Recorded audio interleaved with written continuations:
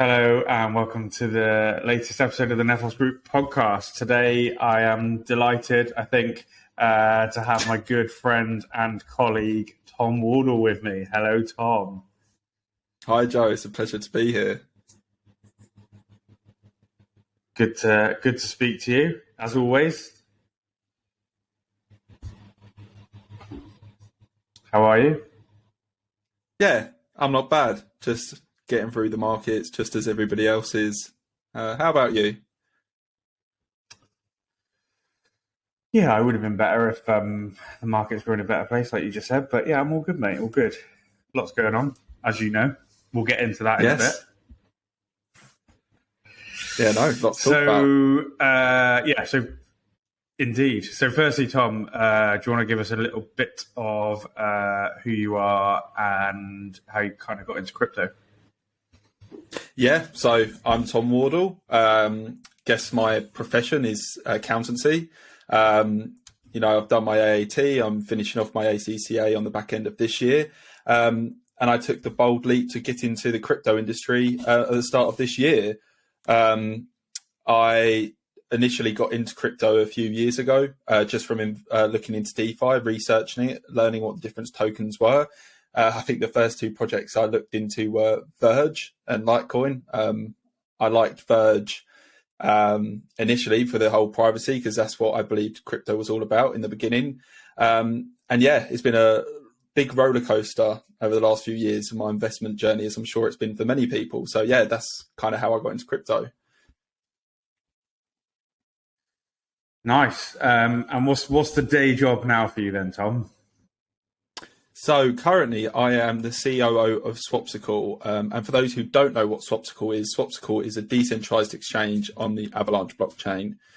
So we offer all your usual decentralized exchange features, such as swap, staking and liquidity provision. But we also have a lot of unique features coming out down the line as well. Yeah, hopefully we'll get into some of that in a bit. I guess as you've kind of already touched on it, but it's always nice to kind of understand a little bit more about what attracted you to crypto. Like, I know what attracted me, but it's always nice to hear what made you think, this is something I want to get involved in from an investment perspective, but this is an industry I want to work in. Yeah, so I've always believed that you should be in control of your own finances at all times, and you should have the power to generate your own wealth. And that's why I originally got bought into cryptos, because I liked the looks of stocks and shares and, the potential to generate real wealth for myself and for my family. But when I saw what crypto could offer, the ability to constantly be in control, make your own investment decisions and not have to worry about your funds being in custody of different entities, that's what really drew me to the potential the crypto has to offer. Yeah, similar for me as well. The opportunity to control your own destiny in a sense, isn't it?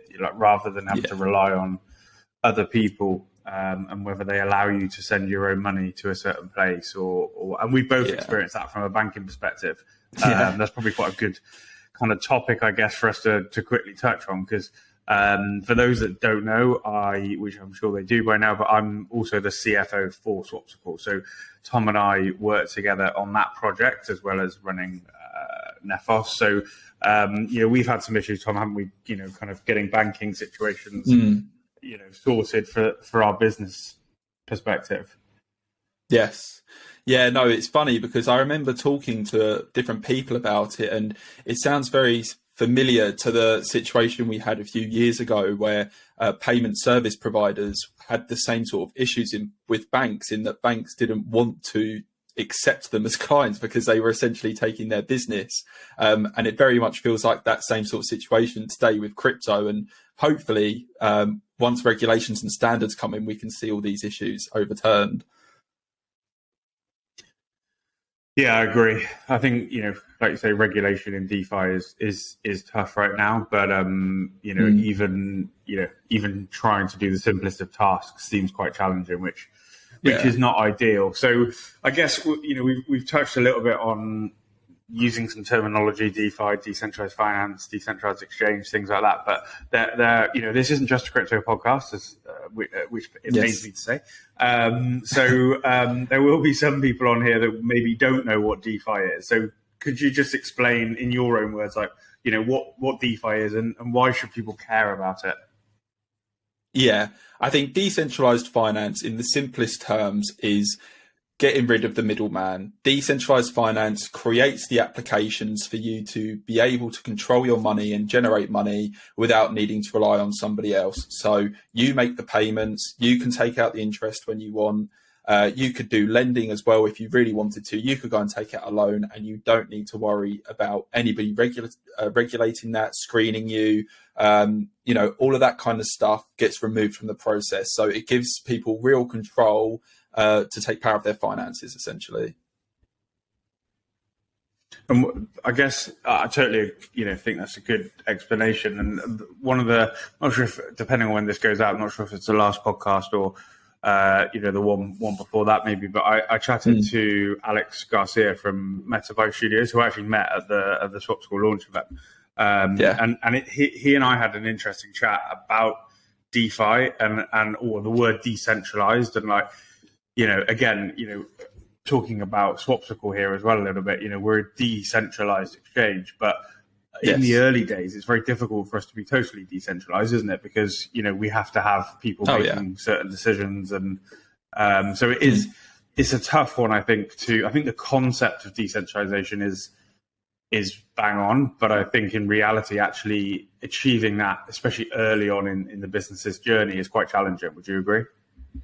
Oh, 100%. As with any startup, and it goes to say with Swapsicle as well, we've had to lay down the foundations. We've had to get the structure set up. We've created the team. Everything is in foundation now, ready for this project to go decentralized. And one of the things I don't want to allude too much to, but obviously is the DAO model. The DAO model is exactly what DeFi should be. And that's something that we're hoping to look towards in the next year. Yeah.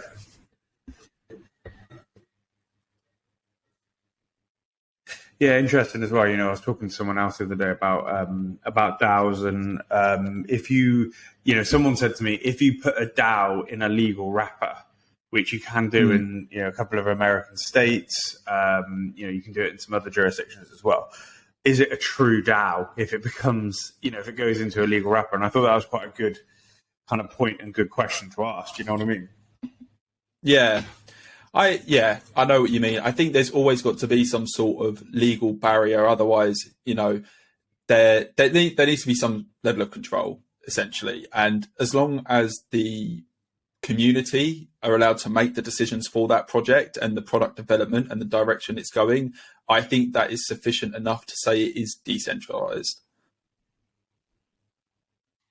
Yeah, interesting. And how do you feel like general, you can talk as well, being COO of Swapsicle. How do you feel you would feel as a senior member of the executive team, knowing that, token holders effectively are making those decisions? Do you think that will make senior executives in some firms, do you think it will annoy them? Do you think they'll be happy with it? Or what are your thoughts on that? Yeah, I think there's going to be a real, there's going to be a vast majority of different opinions on this, because obviously the executive board are, they're supposed to be seen as the guys making the decisions for the company. But when a DAO model comes into effect, it kind of makes that kind of role redundant. And the executive board essentially become the team to serve the community. And I think that's essentially what we're there for. Our whole Swapsicle's punchline is we are made by the community for the community. We're community members that have come together to create a project which in the long term is going to be solely served for them. So yeah, that's essentially what I think will happen long term.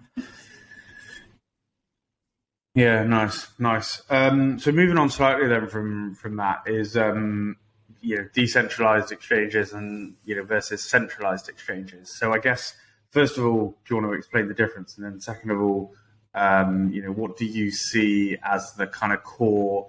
What do you think is going to happen? What do you think the future is for both of those, from your opinion? Yeah, so I'll start with centralized exchanges. I think centralized exchanges are always going to have a bit of an edge on decentralized exchanges, mainly because centralized exchanges have their vetting processes, they do their KYC and AML.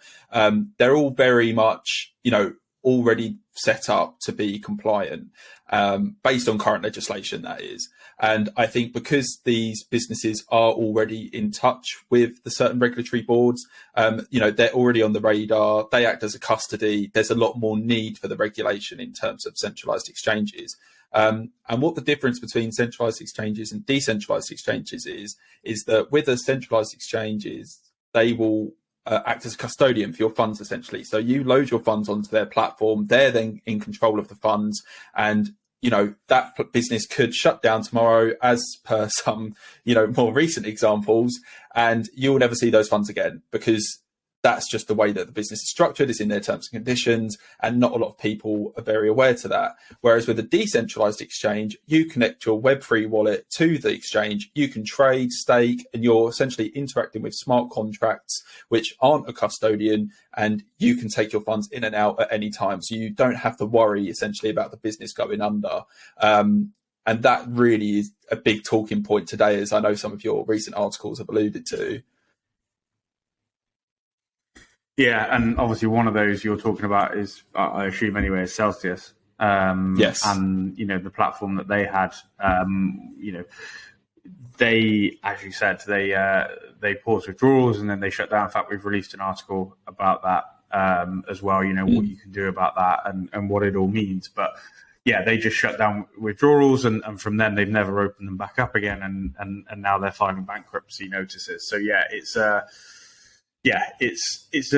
tough place. I guess a lot of people would then say, well, hang on a second, if they've taken my money, then surely I've got some kind of claim. But it's not as simple as that, is it?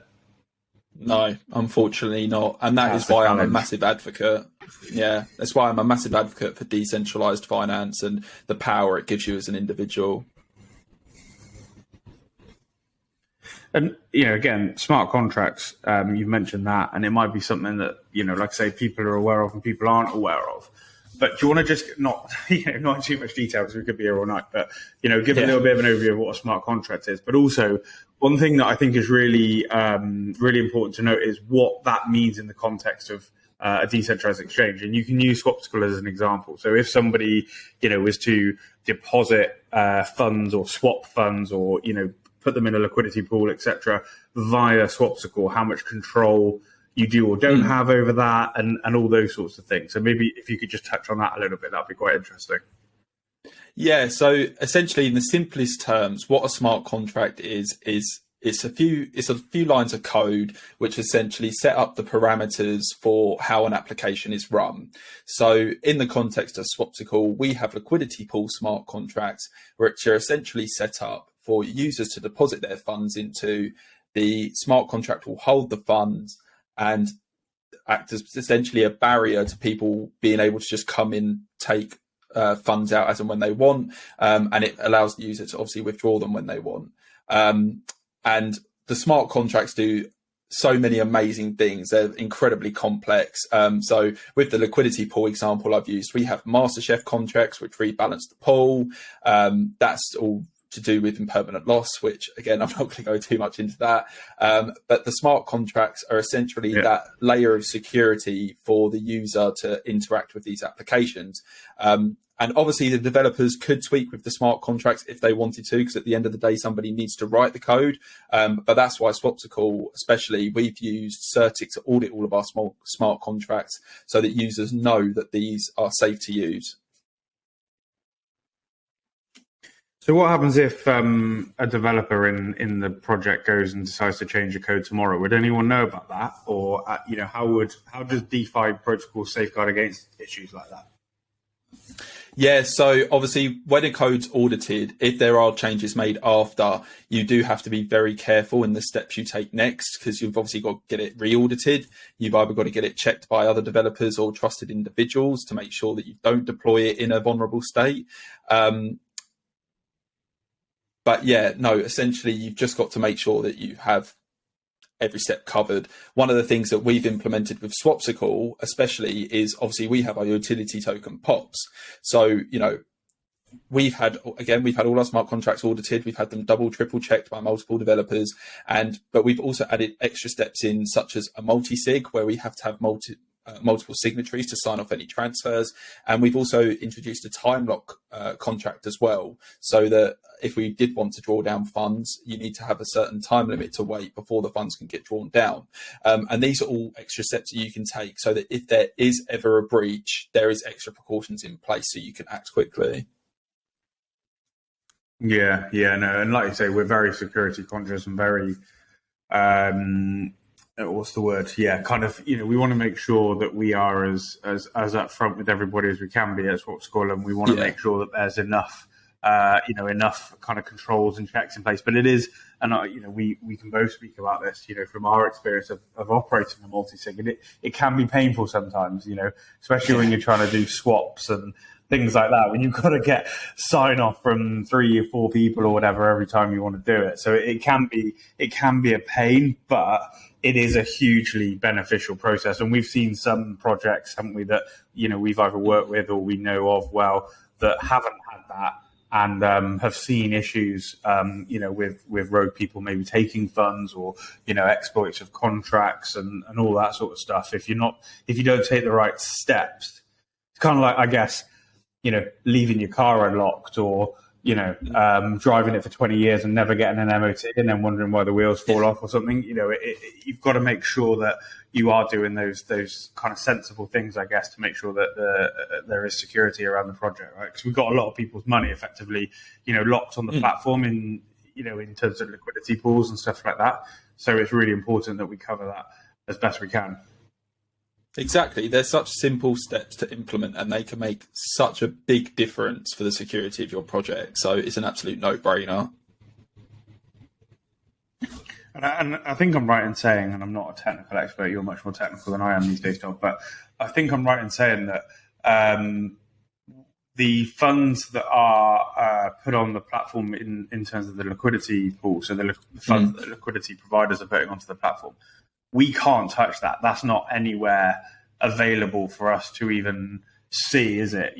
When I say see, what I mean is, it's not held in any wallet that we would have any access to transact from. That's just held in a totally separate kind of smart contract wallet that nobody has access to. Is that right?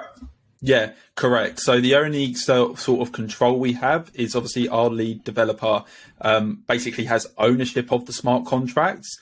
So obviously in the event that we wanted to upgrade or migrate, then we can migrate those contracts across, but we have absolutely no access to funds at all. Yeah. I thought that was the case, and just wanted you to confirm. So we're using Swapsicle as an example here because it is a good use case, because we know it so well. And there are obviously others out there, especially on other chains. Uniswap, PancakeSwap, etc. SushiSwap's another one, etc. What makes you excited about Swapsicle? What I know those ones are potentially on other chains and things like that, and Swapsicle's built currently on the Avalanche blockchain. But what makes you excited about the product and the future of what we might see with Swapsicle? I mean, we've released a couple of bits this week. It might be worth touching on those as well. Yeah, so I think the thing that really excites me about Swapsicle is the whole upfront nature that we have. These other decentralized exchanges, everybody knows of them, they know the brand, but not a lot of people know who the team are behind them. And I think that's so important. That's why I love that everybody knows who we are, they know what our professions are, and they know what we're good at. And as we, evolve as an industry, more regulations and standards come in, that is going to give us that edge, because everybody knows who we are already, and we have the necessary expertise to work with these parties. So that is one of the things that really excites me. But the other features we have coming up as well, the thing we've done this week, we've implemented DEX aggregators, which makes us more competitive. It reduces our slippage, and it helps us to compete with some of the larger guys with, multi-million pounds of liquidity.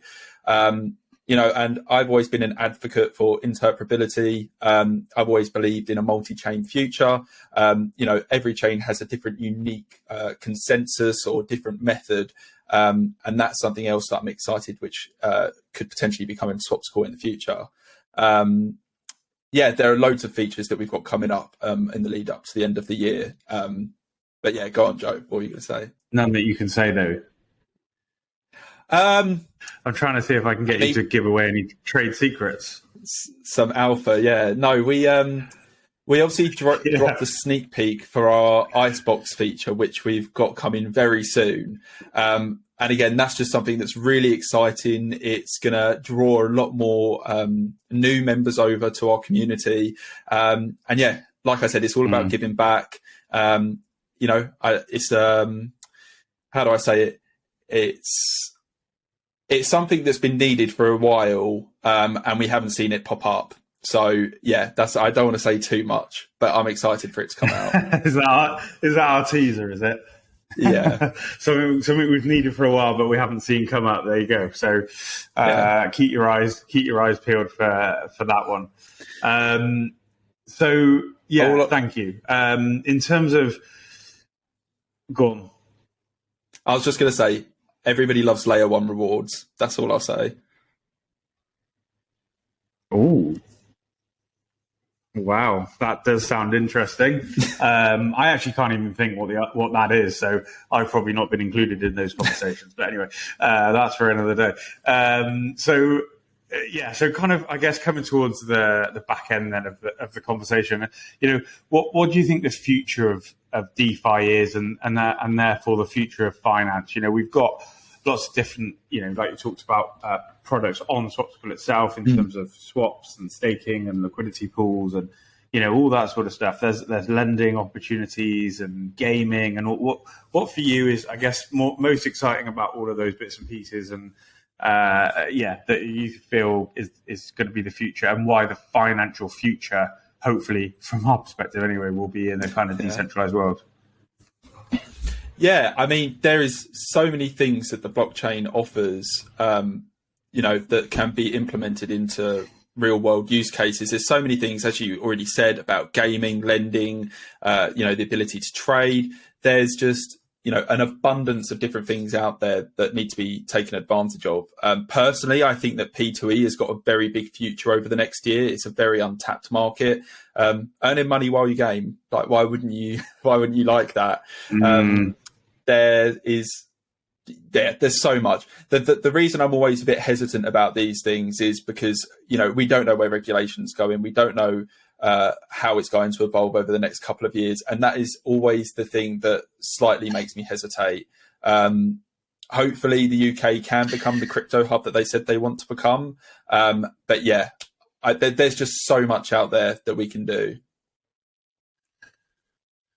Yeah, it will be interesting because, like you say, they claim to want to be, a crypto hub and all of that. But like you say, the regulation at the moment is making it challenging for companies and for individuals to operate in this space. So it will be interesting to see, like you say, what happens over the coming kind of weeks, months, and years over these things. And like I'm not a gamer myself, but I'm really excited by some. Some of the games. There's one in particular that's coming out.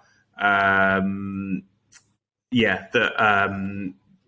we are partnering with as well on the Swapsicle platform and in Domi.